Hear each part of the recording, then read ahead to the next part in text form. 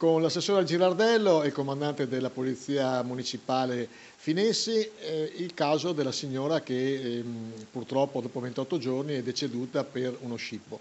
Situazione della vostra città in questo momento, Assessore. Intanto buonasera a tutti. E preliminarmente dobbiamo dire che questa notizia della morte di questa signora che aveva subito un tentativo di scippo qualche mese fa ci ha profondamente addolorato e siamo comunque vicini alla sua famiglia e facciamo le nostre più sentite condoglianze a tutti i suoi familiari. È ovvio che episodi come questi, notizie come queste non dovrebbero mai essere fatte, non dovrebbero mai essere sentite.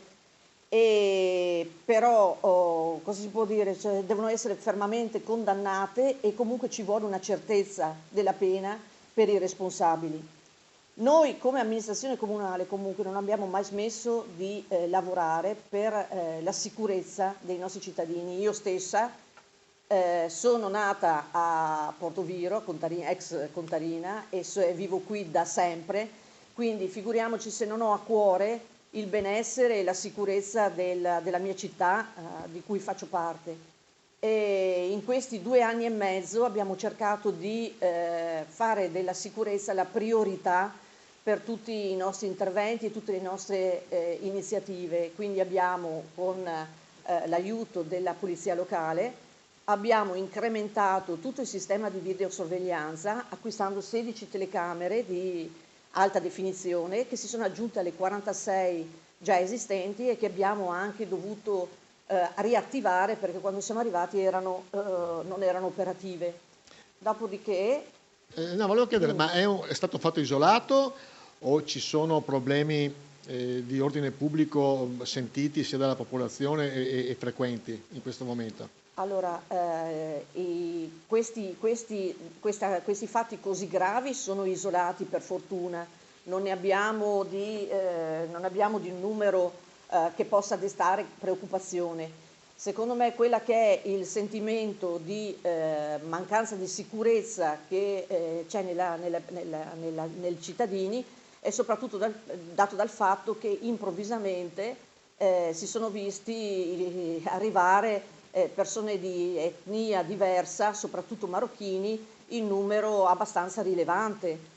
E se può intervenire il comandante per dire appunto quella che è la situazione della sicurezza, di questo sentimento di scarsa sicurezza, se è soltanto una cosa sentita così, un'ipotesi, una preoccupazione o se è qualcosa veramente di concreto. Sì, buonasera a tutti. Continuo quanto diceva prima l'assessore alla sicurezza, dicendo che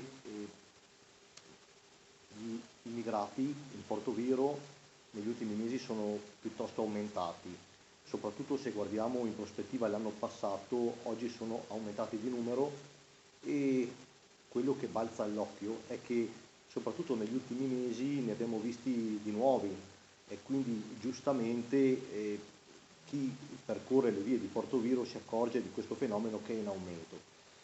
Da un punto di vista puramente diciamo, degli illeciti non ne abbiamo registrati per fortuna, tuttavia è una situazione che teniamo monitorata grazie alle apparecchiature, grazie a una forte collaborazione con tutte le altre forze dell'ordine con le quali quotidianamente ci aggiorniamo proprio per tenere controllato il territorio.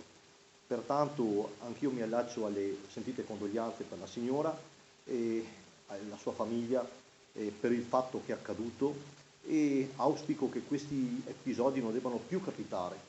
Auspico che i cittadini diano una forte collaborazione con noi perché siamo pronti ad ascoltarli e a metterci al loro fianco nel caso in cui ci sia qualcuno che desti preoccupazione o si comporti male. Quindi l'ufficio e il comando della polizia locale sono a disposizione. Sì, poi se posso aggiungere che abbiamo fatto diversi incontri proprio in questo ultimo periodo con il prefetto, con il questore, con le più alte autorità di pubblica sicurezza, proprio per esporre questo sentimento, queste preoccupazioni dei cittadini e per avere ancora più supporto da parte delle forze dell'ordine nella lotta non solo di quella che è l'illegalità, ma anche per gli episodi di irregolarità nel nostro territorio. Allora io vorrei dire che comunque noi ci siamo, noi stiamo lottando, stiamo prendendo tutte le misure, tutte le precauzioni necessarie perché i cittadini possano sentirsi sicuri.